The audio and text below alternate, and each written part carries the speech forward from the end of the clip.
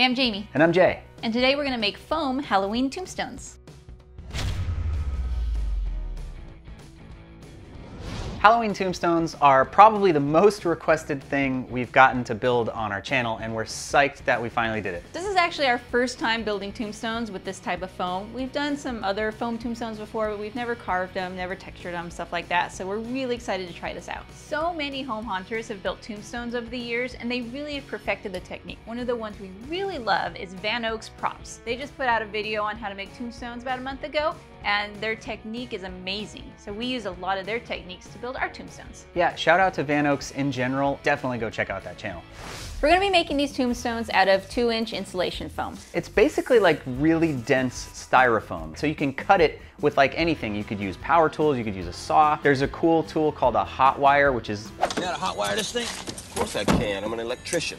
A hot wire that cuts through foam. That's really common for this, but we're gonna use this. It's just a knife. But before we actually cut out anything, we're gonna lay out our tombstone shape with a magic marker.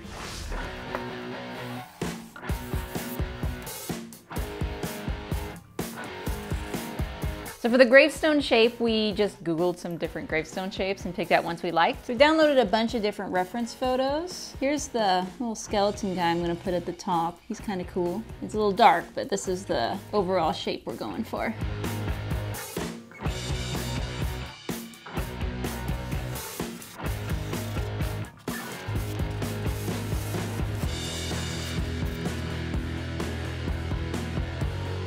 Okay, we're gonna use a utility knife to cut these out of the foam. Now this is just a basic knife with a nice long blade so that we can get all the way through the 2 inches. So I'm gonna start at the top. I'm gonna go in about halfway to the foam. And I'm just gonna make a clean pull all the way across my arch.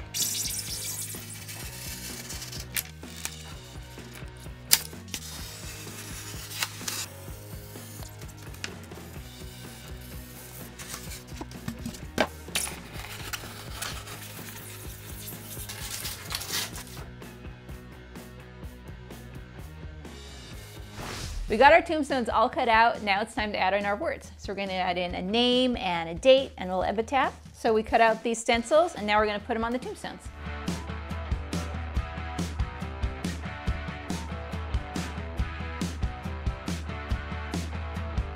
Our stencils are on and it's time to fill in our letters so that we can carve them out. One really easy way to do this is just to use some spray paint and give it like a really light coat, but some spray paint will actually eat away at the foam and can mess things up. So a safer method is just to use a Sharpie. It'll take a little longer, but we'll get some really clean lines and not have to worry about the foam.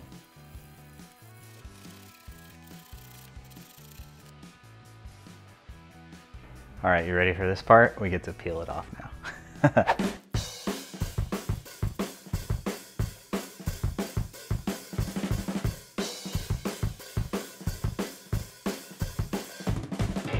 To engrave our letters, we're gonna use a rotary tool with a tiny little bit and this depth stop so that it's all the same exact depth. If you're gonna try this, make sure you wear safety glasses, wear a mask, and I like to wear a headlamp or just have a light around because if you can really see brightly what you're doing, it makes the carving go a lot better.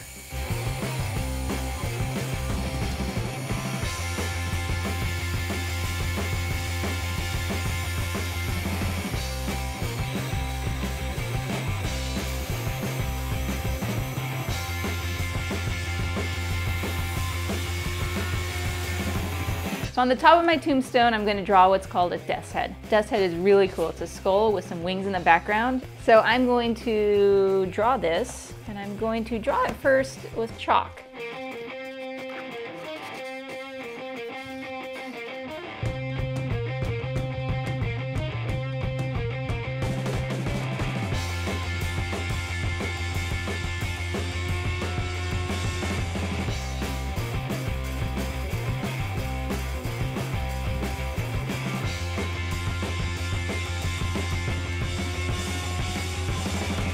I have personally never done that before, and that was really fun. It was awesome. And I just realized overnight that this guy right here, he's part of the Beetlejuice logo. So that's really cool. So letters are done, time to like shape and texture and make it look like old stone. So we are gonna round over these corners and kind of smooth out the edges. Now one of the tools we can use for that is this. It's called a Sureform tool. It makes really quick work of that.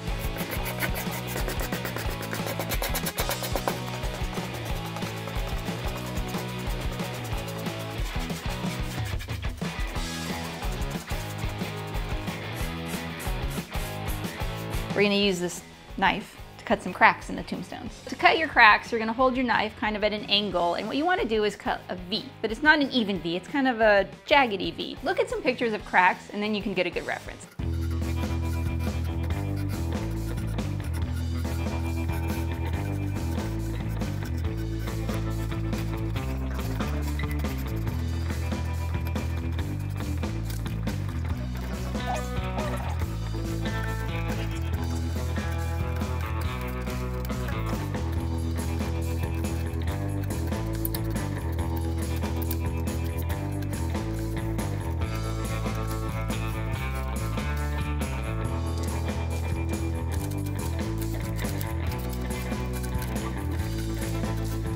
I'm gonna give the edges and the words really light sanding just to get all the little nubbins off.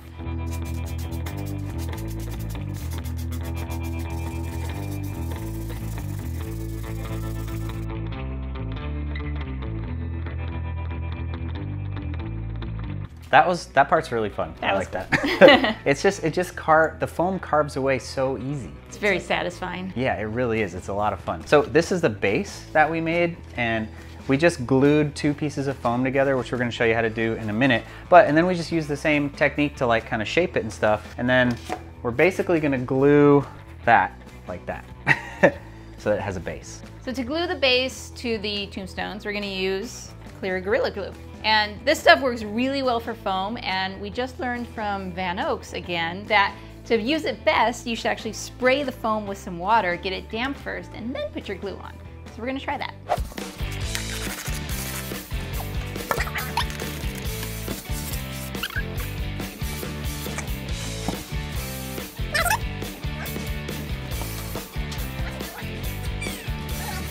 I think that's it. I can't clamp it, so it's just gonna have to balance there.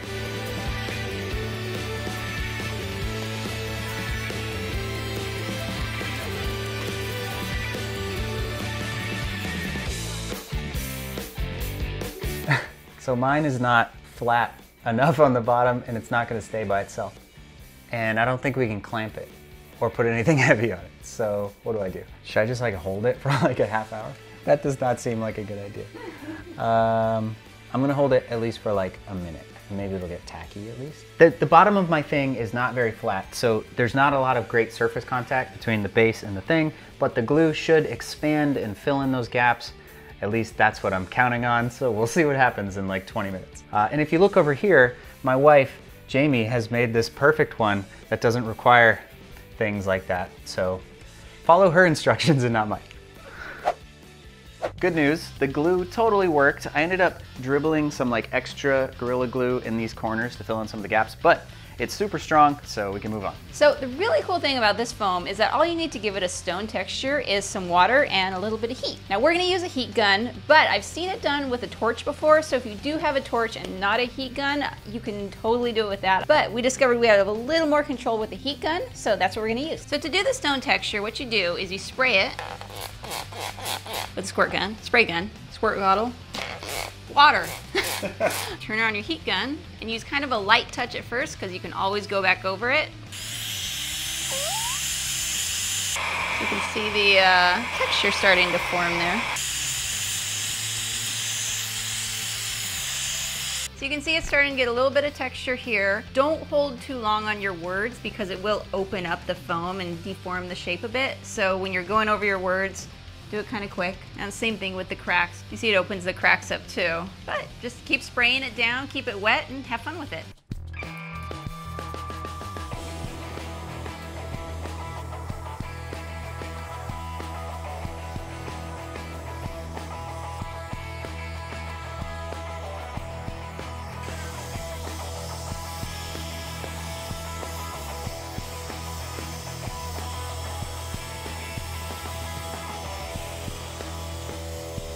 So we textured our stones, but I don't love what it did to the carving at the top here. It kind of raised, so you can see over here, it raised the edges a bit. So what I'm gonna do is take some sandpaper and rough that up and kind of smooth over the edges a bit.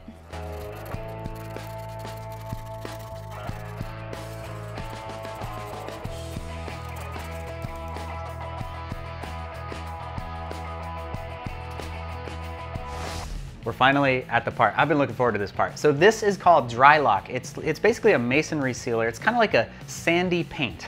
And we're gonna put it all over the whole tombstone, and it's gonna give it a really cool stone-like texture, and it's also gonna protect it from the weather. So to apply it, we're just gonna use a chip brush and brush it on. I think one coat should do it, and then we can kind of dab it to get rid of the brush strokes.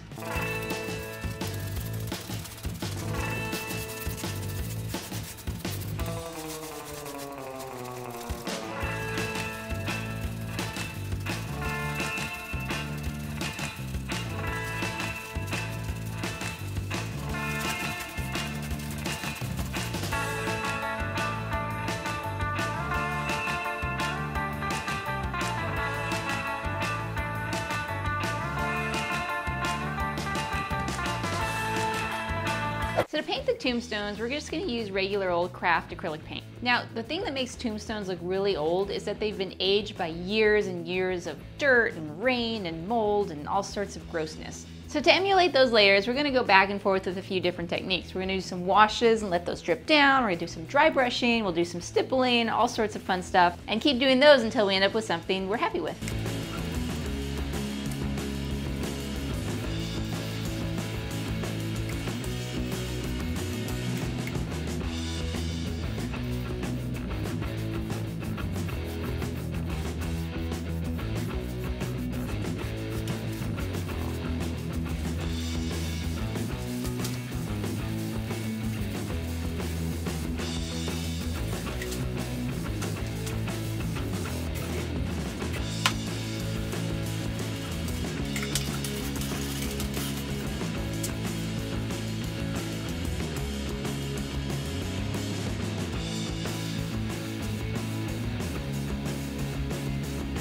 So a couple things we noticed when we were painting that you might want to try is, one is putting this dark color kind of at the bottom of a crack helps to accentuate the crack. I imagine like the crack got filled with dirt and then the rain washed that dirt out, so it'd be under the crack and not on top of it. And then another thing is these big sections of color, like, you know, the brown and then the dark here, turned out to be really nice. You don't want it to be too skinny of sections because then it looks really, really stripy, and you don't want that. Big swashes of color is good. So now that the wash is done, we're gonna go back in with a smaller brush and darken up some of the details like the letters and the cracks.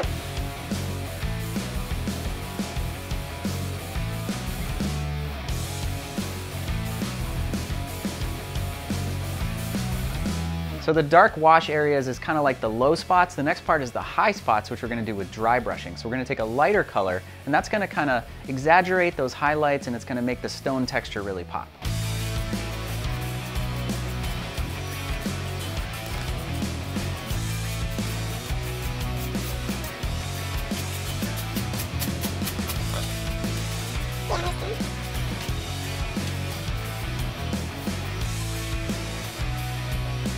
Like any painting, you can noodle on this forever, but at some point you have to call it done. So that's what we're doing. These are done. You could add more details, like maybe some lichen or moss or mold is growing on it, like greens, and I don't know, maybe some birds have pooped on, I don't know. You could add all kinds of detail to your tombstones, but we are really happy with these, so we're gonna put them outside and see how they look.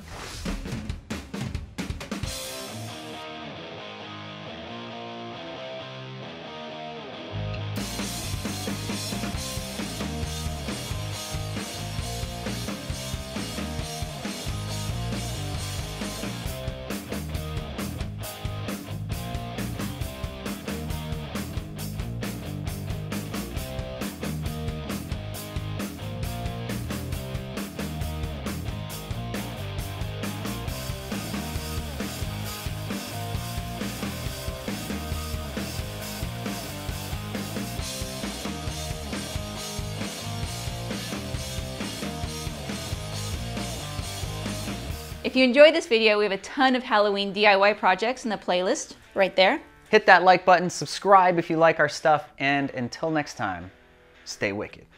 Hey, I'm Jaimie. And I...